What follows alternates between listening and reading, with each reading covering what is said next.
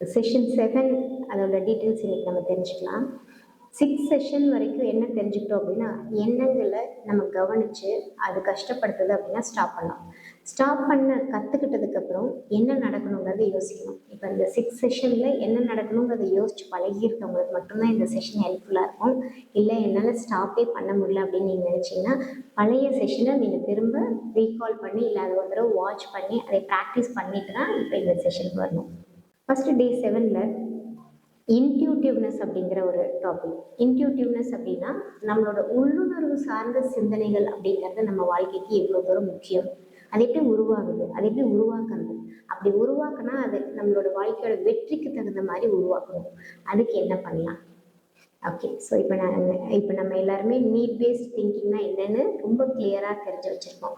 என்ன நடக்கணுங்கிறத மட்டும்தான் நம்மளோட பிரெயினுக்கு கன்வே பண்ணணும், என்ன நடந்துட்டு இருக்குங்கிறத கன்வே பண்ணக்கூடாது. ஓகே, ஸோ இதில் நீங்கள் ரொம்ப ஸ்ட்ராங்காக இருக்கீங்க அப்படிங்கும்போது இப்போ உங்களுக்கு என்ன நடக்கணுங்கிறத லிஸ்ட் அவுட் பண்ண கற்றுக்கணும்.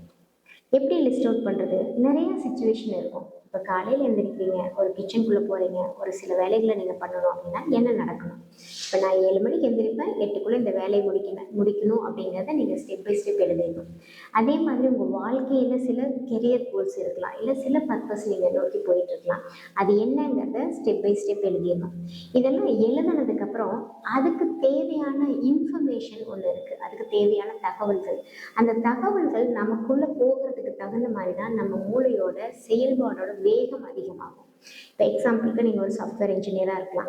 உங்களோட கோல் என்ன அப்படின்னா ஒரு சாஃப்ட்வேர் இண்டஸ்ட்ரி உருவாக்கணும் அப்படிங்கிறது உங்களோட கோலாக இருக்கலாம். சாஃப்ட்வேர் இன்ஜினியராக இருந்து ஒரு சாஃப்ட்வேர் இண்டஸ்ட்ரி உருவாக்கணும் அப்படிங்கிறதுக்கான ப்ராசஸ் நிறையா இருக்கும். அப்போ நீங்கள் இன்றைக்கி என்ன வேலை செய்கிறீங்க, என்ன மாதிரி கோடிங் நீங்கள் கற்றுருக்கீங்க, என்ன மாதிரியான டெவலப்மெண்ட்டில் நீங்கள் இருக்கீங்களோ அதோட நெக்ஸ்ட் ஸ்டேஜ். இப்போ உங்களுக்கு ஒரு ப்ராஜெக்ட் எடுத்து அதில் நீங்கள் கோடிங் பண்ணி அதை டெலிவரி வரைக்கும் உங்களுக்கு ஒரு கிளாரிட்டி இருந்ததுன்னா, இதே ஒரு ப்ராஜெக்டை நீங்கள் எப்படி வேலை கொடுத்து வாங்குறது, ஒரு 10 பேர் எப்படி மேனேஜ் பண்ணுறது, டீம் எப்படி பில்ட் பண்ணுறது, ஒரு ப்ராடக்ட் எப்படி டெலிவரி பண்ணுறது அப்படிங்கிறதெல்லாம் நீங்கள் உங்களுக்குள்ள அடிக்கடி நடக்கிற மாதிரி நினச்சி பார்க்கும்போது நீங்கள் ஒரு சாஃப்ட்வேர் இண்டஸ்ட்ரி உருவாக்குறதுக்கான எல்லா விதமான எண்ணங்களும் உங்கள்கிட்டருந்தே வெளியில் வர ஆரம்பிக்கும். நீங்கள் நிறைய பேர்கிட்ட அட்வைஸ் கேட்கணும்னு அவசியம் கிடையாது. யார்கிட்டையாவது போயிட்டு ஐடியாஸ் இருந்தால் நல்லா இருக்குமே அப்படின்னு டிஸ்கஷன் போகணும்னு அவசியம் இல்லை. டிஸ்கஷன் போகலாம், ஐடியாஸ் கேட்கலாம். ஆனால் உங்களோட முடிவு தான் கடைசியில் உங்களுக்கு ஹெல்ப்ஃபுல்லாக இருக்கும். உங்கள் முடிவை நீங்கள் எப்படி எடுக்கணும் அப்படின்னா உங்களுக்குள்ளே இருந்து ஒரு சிந்தனை கைட் பண்ணிக்கிட்டே இருந்தால் தான் எடுக்க முடியும். அதுதான் உங்களுக்குள்ளேருந்து வர அந்த உள்ளுணர்வு சார்ந்த சிந்தனை.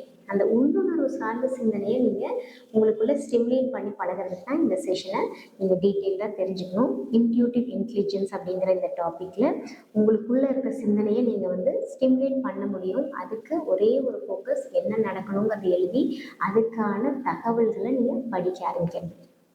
அது எப்படி இருக்கணும்னா உங்களுக்கு தேவையான தகவல்கள் முக்கியமாக அது ஏதாவது ஒரு அறிவியல் பூர்வமானதாகவோ ஆராய்ச்சி சார்ந்ததாகவோ இருக்கணும். தியரிஸ் அண்ட் சயின்ஸ்ன்னு சொல்லுவோம். ஸோ அதையே நீங்கள் அடிக்கடி கவனிச்சுட்டே இருக்கீங்க, படிச்சுட்டே இருக்கீங்கன்னா உங்களுக்குள்ளேயே நீங்கள் கடந்து வந்த பாதை, உங்களோட விருப்பங்களுக்கு தகுந்த மாதிரி புது ஐடியாஸ் உருவாக்க ஆரம்பிக்கும்.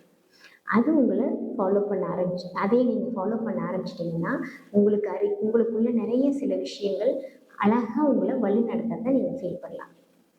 ஓகே, ஸோ இந்த செஷன் நீங்கள் இந்த மாதிரி தான் ஃபாலோ பண்ணணும். ஃபஸ்ட்டு என்ன வேணுங்கிறதுல கவனம் இருக்கணும், அதுக்கான இன்ஃபர்மேஷனுக்குள்ளே போயிடணும், அதை அடிக்கடி உங்களுக்குள்ளே கொண்டு வந்து பார்க்கணும் அந்த இன்ஃபர்மேஷனை. அதுக்கப்புறம் அதை கன்சிஸ்டண்ட்டாக இன்றைக்கி ஒரு நாள் படிக்கிறீங்களா, நாளைக்கு ஒரு நாள் படிக்கிறீங்க, ரெகுலராக படிக்க ஆரம்பிக்கிறீங்க. ஓகே, ஒரு நாளில் 3 தடவை படிக்க முடியுமா, இல்லை ஒரு நாளில் 5 தடவை படிக்க முடியுமா, இல்லை 5 தடவை அது சார்ந்து யாரையாவது பேச முடியுமா, இல்லை வேறு ஏதாவது ஒரு இதில் வீடியோவோ ஒரு கோர்ஸோ நீங்கள் போக முடியுமா, அதை அதிகப்படுத்துறதும் அந்த கன்சிஸ்டன்சி அதிகப்படுத்துறதும் ப்ளஸ் அந்த டியூரேஷன். இன்றைக்கி ½ படிக்கிறீங்கன்னா நாளைக்கு 1 hour பண்ண முடியுமா அப்படிங்கிற மாதிரி நீங்கள் அதுக்குள்ளே ட்ராவல் பண்ணுற நேரத்தை அதிகப்படுத்திட்டீங்கனாலே உங்களோட இன்ட்யூஷன் பில்ட் ஆகிறத நீங்கள் ஃபீல் பண்ணுவீங்க.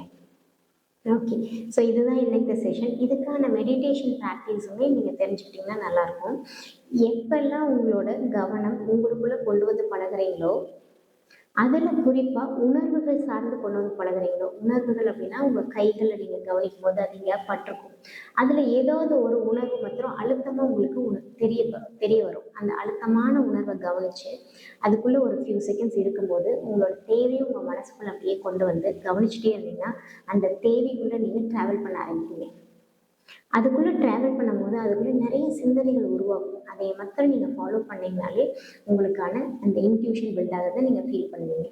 ஸோ இந்த மெடிடேஷனை தனியாக உங்களுக்கு மெடிடேஷனுக்கான அந்த பிளாட்ஃபார்மில் நாங்கள் உங்களுக்கு கொடுக்குறோம். ஸோ இந்த ப்ராக்டிஸை பண்ணுங்கள். இதுதான் டே 7க்கானது. தேங்க்யூ.